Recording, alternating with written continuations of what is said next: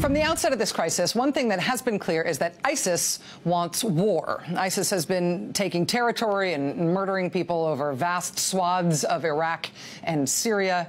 They say they want to control all the way from Iraq to the Mediterranean, taking all or part not only of Iraq and Syria, but Lebanon and Jordan and Israel and Turkey and. But then there's us.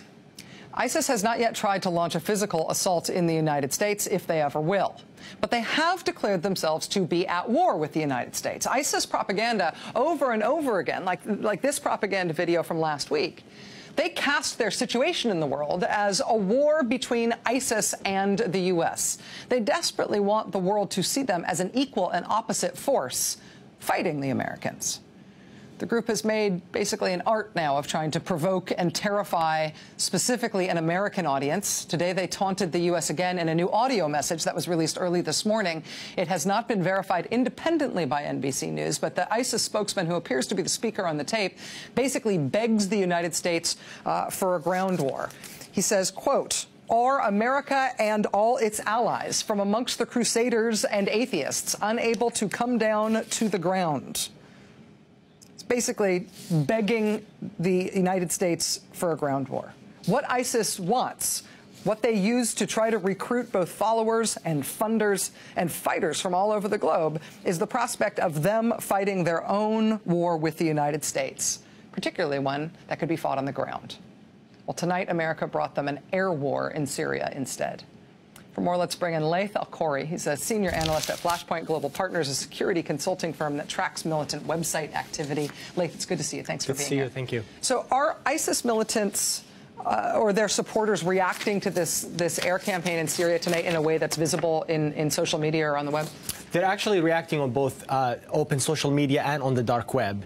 There's been a rally around these platforms, let's call them, where they're encouraging really attacks on the United States, not only in the homeland, but also Western interests, generally speaking, around the region. They acknowledge that the United States has naval ships. They acknowledge the United States has, financial institutions. It has a number of strategic interests in the region. And that actually goes back to attacking even what they call proxy regimes in the region, including the Kingdom of Saudi Arabia and the Kingdom of Jordan. And they believe that by attacking these proxy, so-called proxy countries, that the United States will be greatly harmed. So they're calling for retaliatory strikes against the U.S. or U.S.-associated resources around the world as a reaction to these airstrikes. Strikes back because they struck us.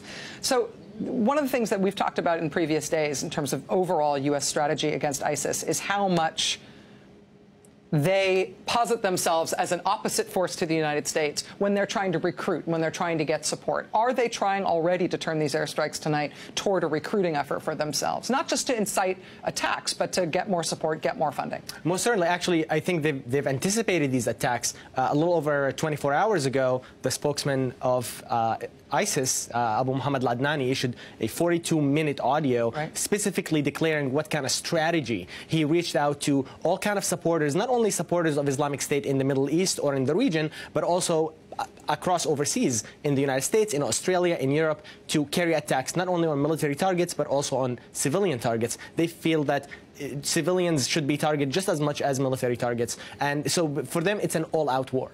In terms of that call today, actually, before we knew these airstrikes tonight, we were talking about that on a show that was planned to be on a totally different subject tonight, but looking at that audio tape and what that call means. I mean, when I see the content of that tape, I have two simultaneous feelings. One is, is this all you got? I mean, literally, if that's your strategy, let's tell everybody in the world to attack anybody they can, and we'll call that our victory. It seems like weak sauce from a group that doesn't have much more operationally to offer. On the other hand, what they are asking is very doable. It's a very low-level buy-in, just asking people anywhere in the world to attack anyone in any of the 50 countries that's supporting the U.S. in this. It's a very doable thing. How do you see it in terms of those competing impulses? Well, I think there are a number of points to discuss here. We've talked about ideology before and how ideology doesn't really need that much recruitment, where somebody can pledge allegiance to the Islamic State and suddenly they're an operative of the Islamic State. Right. They don't have to ever have had membership or joined them on the grounds or had any operational training.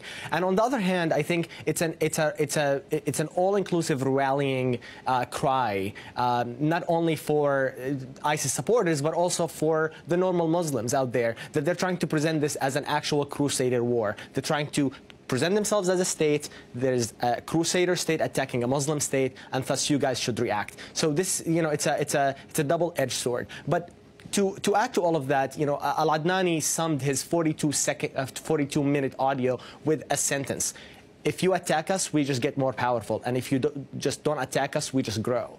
So his message, Also, I'm under your bed right now. I mean, it's pure. I mean, it's horror movie terror. There's nothing you can do, and anything you do will make it worse. And if you do nothing, that'll make it worse too. That's true. And I think the threat does not emanate from their capability. I think that the threat emanates from them being violent and opportunistic at the same time. Yeah. So when you have opportunity and being violent, put that together, and that's a deadly recipe. And being scary enough to Western states that wouldn't otherwise do anything to them, that they might act in a way that might hurt themselves, which, of course, is sort of the long ball in all this. Laith Alkhouri, senior analyst at Flashpoint Global Partners, which is a security consulting firm. Thanks, Laith. Thanks for having me. Busy night.